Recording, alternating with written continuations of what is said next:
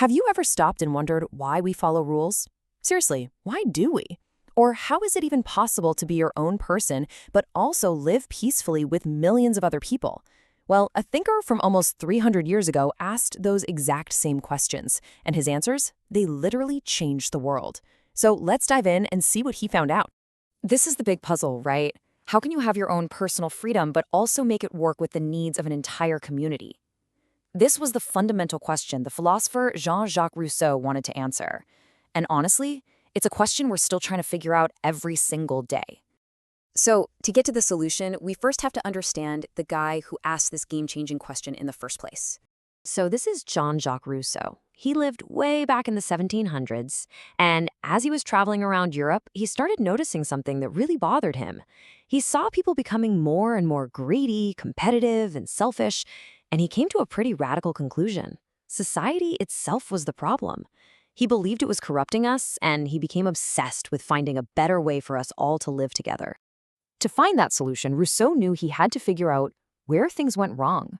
So he started by imagining a time way back, before society as we know it even existed.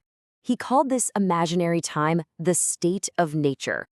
Now, in his view, early humans weren't savages constantly fighting each other. Nope. He believed we were naturally good, living these simple, peaceful lives, mostly on our own. We were just focused on survival and had this basic instinct of pity for others if they were in trouble. At first, things were great. People started forming small groups, little families, and Rousseau actually called this the happiest period in human history. But then, the big change happened. One day, some person put a fence around a piece of land and declared, "This is mine."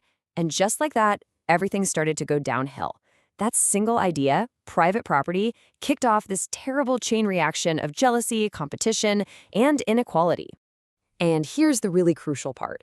Once you have rich people and poor people, the rich need a way to protect all their stuff.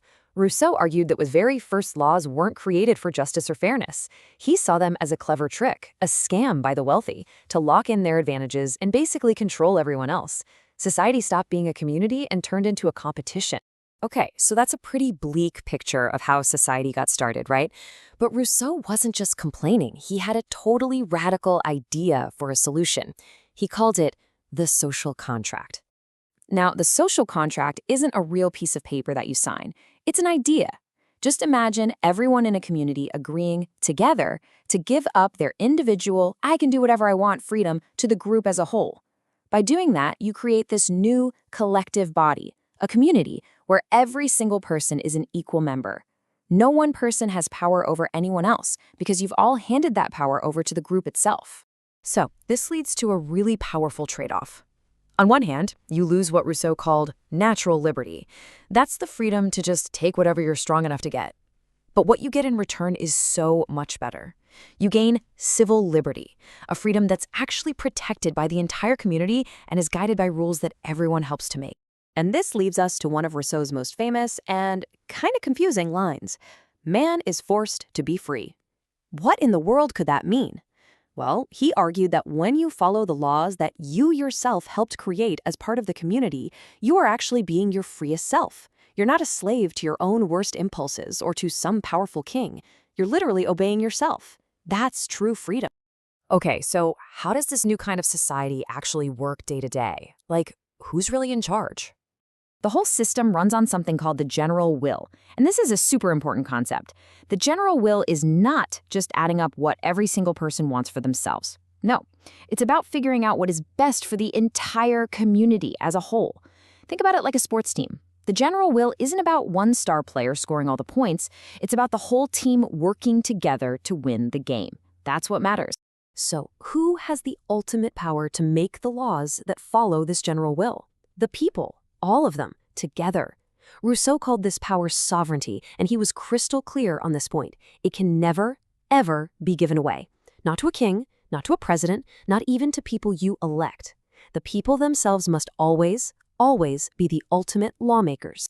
Now, Rousseau is a practical guy. He knew that while the people should make the laws, you need a smaller group, a government, to enforce them. He talked about different types like democracy or aristocracy, and he thought the best choice really depended on how big the country was, so there was no one-size-fits-all answer. But no matter what, The government's only job was to carry out the general will of the people, period. So this was all written down in a book way back in 1762. You might be thinking, do these ideas still matter today? The answer is absolutely.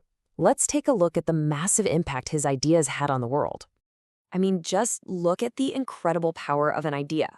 Rousseau's book directly inspired the leaders of the French Revolution, who literally overthrew their king in the name of the people. And his core concepts, that all power comes from the citizens and that everyone should be equal under the law, became the bedrock for many of the modern democracies we live in today. All right, so if you only remember 3 things from all this, make it these. First, real freedom in a society isn't about doing whatever you want. It's about agreeing to follow rules that you had a say in making. Second, what's best for everyone, the common good, should always come before what any one person wants. And third, the true power to make the laws has to belong to the people, always. And that brings us right back to the start. You see, Rousseau's ideas aren't just history, they're a challenge to us right here, right now. In our world of social media, online privacy, and huge global problems like climate change, we are constantly being forced to ask ourselves this question. Where do we draw that line between my personal freedom and the good of our whole community? What does a fair social contract really look like today?